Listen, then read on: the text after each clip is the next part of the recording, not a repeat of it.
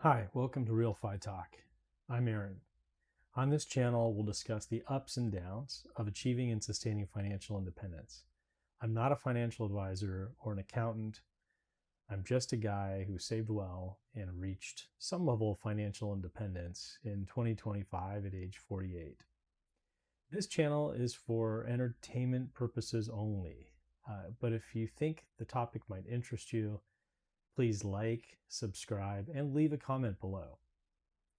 It would be great to hear where you are at on your financial journey and what is top of mind for you. Okay, let's jump in. Okay, so today was not the greatest day, especially in the stock market. It's one of those down days. Let's see what happened in the major indices. US stocks basically tanked. The Dow was down, I think, over 800 points, 1.76%. S&P was down over 2%, and volatility spiked, and all the major indices are now negative, I think, year to date for 2026. Fantastic. The good news, gold, I think, hit an all-time high at 3.2, up 3.2%. Silver was up 4% today, platinum up 2.8%. So if you're in the precious metals, congratulations, you're winning.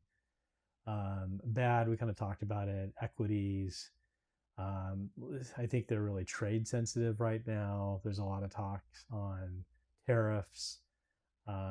US treasuries, the yield is up, the prices are down, US dollar is down. So not a lot of great news.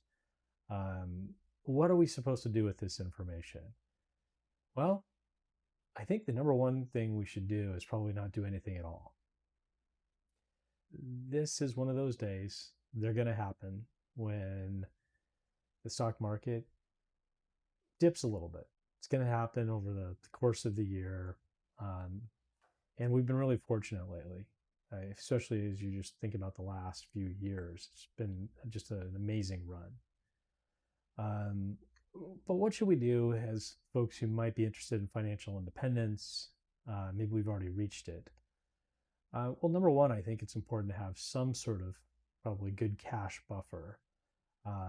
Some people like to say 2 years, 5 years of expenses to avoid selling low. I don't have that much. I think I'm probably closer to like 18 months of cash, but that's an important thing to consider. I think the second thing, if this was to continue, what could we do? Well, we could probably cut our discretionary spending.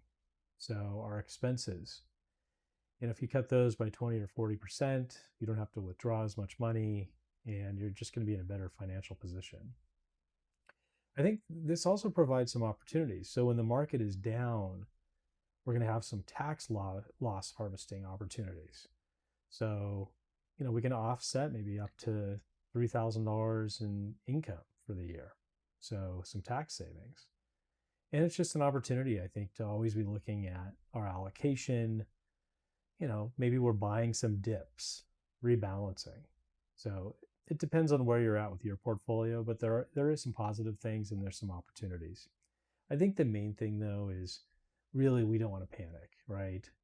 Don't panic sell. Don't abandon equities in the long term just for one bad day.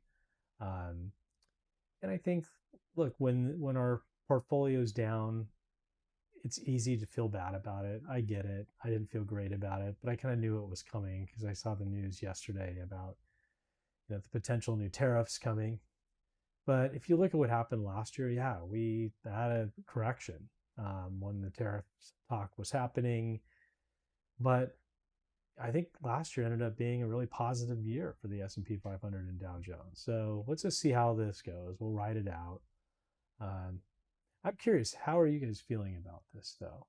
What's top of mind for you? Are you going to do anything with your portfolio, your allocation, or maybe assets that you have?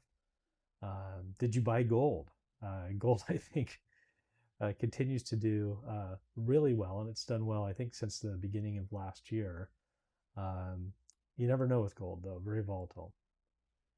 So that's it for today. Look forward to chatting with you more. Have a good one.